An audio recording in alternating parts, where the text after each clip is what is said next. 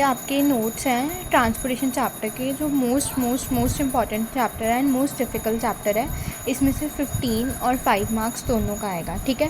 इसमें 3 मेथड्स होते हैं, north west corner method, least cost method and Vogel approximation method. जो वॉगल अप्रॉक्सीमेशन मेथड है ये बहुत ज़्यादा यूज़ होता है। अभी ये 3 मेथड्स हैं, फिर इनके आगे 2 टेस्ट आएंगे, वो चेक करते हैं कि ये तीनों मेथड से जो आपका आंसर आया क्या वो सही आया या नहीं आया। तो सबसे पहले हम करते हैं ये नॉर्थ वेस्ट कॉर्नर मेथड। ये जिसने आपके नोट्स बनाया ना उसको मैंने कहा था कि वो आपका सम पूरा सॉल्व कर दे, बस जिसकी मतलब थोड़ी चीज़ समझाने वाली है वो उसने छोड़ दिया। ये देखो, ये ना आपको ऐसे क्वेश्चन गिवन होएगा, इलस्ट्रेशन 13 है ये आपकी बुक की। अब मेरे पास इलस्ट्रेशन तो नहीं है बट आई नो कि ये कैसा होएगा। इधर ना ये F1 दिया होता है, इधर ये M1 M2 M3 जितने भी होते हैं दिए होते हैं। इधर वाली साइड हमेशा सप्लाई आएगी, इधर वाली साइड हमेशा डिमांड आएगी या रिक्वायरमेंट आएगी। अगर बाय चांस डिमांड इधर दी हो, सप्लाई इधर दी हो, तो हम ना ये जो होती है पूरा जो ये हमारा स्क्वायर होता है इसको हम चेंज कर देते हैं। अभी वो वाला क्वेश्चन नहीं है, ये सिंपल क्वेश्चन है, तो अभी मैं आपको इसको ऐसे ही समझा रही हूँ, ठीक है। सप्लाई हमेशा राइट साइड होएगी, डिमांड हमेशा नीचे होएगी। और देखो जैसे ये M1 M2 M3 M4 M5 ये गिवन था, इसके नीचे 4 डिमांड थी, इसकी 4 डिमांड थी, इसकी 6, इसकी 8, इसकी 8, और इधर सप्लाई इसकी 8 थी, इधर 12 थी, इधर 14 थी। तो जो ये इन सब का टोटल और इन सब का टोटल है ना वो सेम होना चाहिए, पर यहाँ पे वो सेम नहीं होगा, बुक में वो आई गेस 30 होगा, ठीक है। तो हमें उसको सेम बनाने के लिए यहाँ पे हमें कम पड़ रहा होगा, यहाँ पे 30 होगा और यहाँ पे 34 आ रहा होगा। तो हमने यहाँ पे एक और रो ऐड की है जिसका हमने नेम दिया है MD, मतलब रो डमी। आपने डमी उसमें भी डाली होंगी असाइनमेंट्स में, ठीक है। और ये जो मैंने छोटे स्क्वायर्स के अंदर डाले हुए हैं ये क्वेश्चन में गिवन होंगे, 4 5 6 2 4 5 3 5 4 2 2 7 6 1 3। और जब हम डमी देते हैं तो हम 0 0 0 देते हैं, हमने असाइनमेंट में अपने वीडियोज़ में करा होगा, ठीक है। अब इसके बाद क्या होता है, north west corner method. North west corner method मतलब हमने जो कॉस्ट असाइन करनी है ना वो हम सबसे कॉर्नर वाले उससे शुरू करेंगे, मतलब यहाँ से। अब हमने कॉस्ट कैसे असाइन करनी है, यहाँ पे सप्लाई 8 है इस रो के एडजेसेंट, और यहाँ पे डिमांड इसकी 4 है, तो हम इसके अंदर हम हाईएस्ट 4 ही दे सकते हैं। जो मिनिमम वैल्यू होगी ना डिमांड और सप्लाई में से, मतलब हम उतनी ही दे सकते हैं। तो हम इसमें 4 कहाँ देंगे, सबसे पहले कॉर्नर पे ये वाली जगह आती है, तो हम यहाँ पे 4 दे देंगे, ठीक है। अब ना हम इधर इनमें से किसी और को दे सकते हैं बिकॉज इधर ऑलरेडी 4 चली गई, बट इधर अभी 8 है तो हम इनमें से किसी को दे सकते हैं, बट वो किसको देंगे वो आगे जाके पता लगेगा, ठीक है। सबसे स्मॉल को हम अलॉट करेंगे कॉर्नर से स्टार्ट होके, दोनों देखेंगे रिक्वायर्ड डिमांड एंड कैपेसिटी, जो फुल हो सकता है that we will put and get the answer. मतलब 4 और 8 में से हम सिर्फ 4 दे सकते हैं, तो हमने 4 दे दिया। अब इधर कुछ नहीं दे पाएंगे हम क्योंकि 4 हमारा ऑलरेडी फुलफिल हो गया। नेक्स्ट फिर हमारा इधर ही हमने कॉर्नर में रहना है, इधर फिर 4 है, इधर 8 है, तो इधर हम 4 दे सकते हैं, तो हम इधर फिर 4 दे देंगे, ठीक है। अब हम ये देखेंगे कि अब इधर भी 8 फुलफ़िल हो गया, मतलब हम इस वाली रो में भी अब किसी को नहीं दे सकते, ये भी हमने कट कर दिया, ओके। अब हमारे पास फिर अगला आ जाता है, इधर ही हमने कॉर्नर में देखना है 3, इधर हमारे पास 6 है, इधर हमारे पास 8 है, बट हम इस रो में दे ही नहीं सकते, तो आप नीचे आ जाओ, हम इधर भी नहीं दे सकते, इधर आ जाते हैं, बट हम इधर भी नहीं दे सकते बिकॉज इधर भी 4 फुलफ़िल हो गया, ये नीचे इसके 4 था, यहाँ भी हमने 4 दे दिया। अब फिर हमारा यही बचता है 5, ठीक है। इसमें हमने 6 देना और इधर 12 है, तो अब इधर हम 6 दे सकते हैं, 6 दे दिया, तो मतलब ये वाली भी हमारी रो कट हो गई क्योंकि अब हम इसमें किसी को 6 नहीं दे सकते। नेक्स्ट फिर हम इधर 8 पे, इधर वाले कॉर्नर से चल रहे हैं ना हम, ये कॉर्नर फुलफ़िल हो गया, ये कॉर्नर हो गया, ये कॉर्नर, ये कॉर्नर, ये कॉर्नर, ये कॉर्नर, ये कॉर्नर, ये कॉर्नर, ये अभी यही हमारे पास कॉर्नर बचा, इसमें हम 8 दे सकते हैं, बट इधर 12 है, तो हम 8 - 12 करके यहाँ पे सिर्फ हम 4 दे सकते हैं।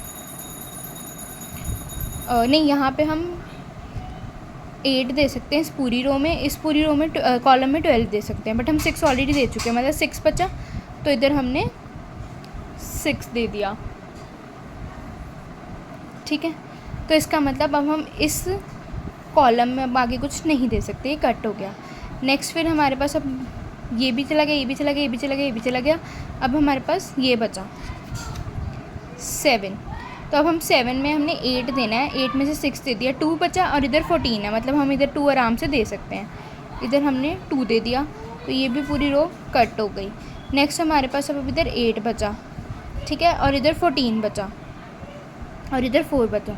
तो इसका मतलब हम इधर इसको 8 दे सकते हैं, सिर्फ 8 ही दे सकते हैं। 14 में से 2 गया, 12 बचा, पर हम दे सिर्फ 8 सकते हैं। यहाँ पे ये कट हो गया, 8 चला गया। अब इधर 14 में से 2 गया, 8 गया, 10 चले गए, 4 बचा, और यहाँ भी नीचे 4 है तो हमने 4 दे दिया, ये भी कट हो गया। हमेशा इसको चेक करने के लिए आपने सही दिया या नहीं दिया ये देख लेना कि जो नीचे है इन सबको टोटल करके इधर भी 4 आना चाहिए, इन दोनों को टोटल 4 + 4 करके 8 आना चाहिए।